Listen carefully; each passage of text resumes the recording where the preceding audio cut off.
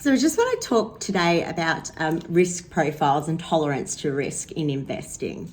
So it varies from person to person, and this is something that's really interesting because I find it really fascinating to know that one person may find and feel loss more than another person will, and they can have exactly the same circumstances, be in a similar financial situation, and yet one person will really feel the impact of loss over another.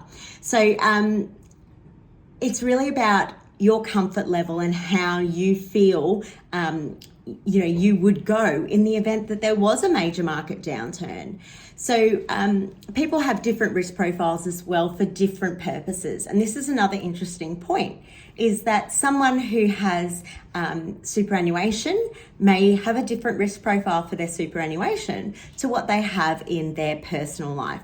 So their personal life, they may be saving for a house or a car or a investment property or whatever it be, and that money will need to be accessed a lot sooner, potentially, than their superannuation. So, for example, if their superannuation is not going to be accessed for 30 years, then of course they can afford to take a bit more risk because time is on their hands.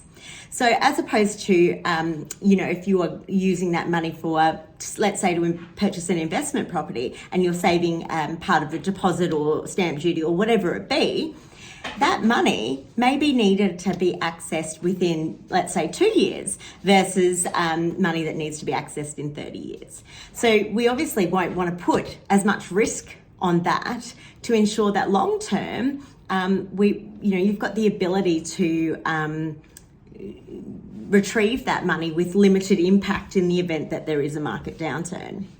So I think that it's really important that you size up and make sure that your investment is fit for purpose.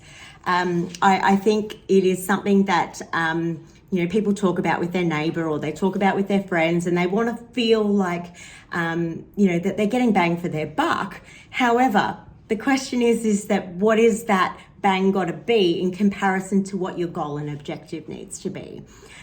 We need to make sure that it's irrelevant what your neighbour's investing in if you guys don't have the same goals and objectives.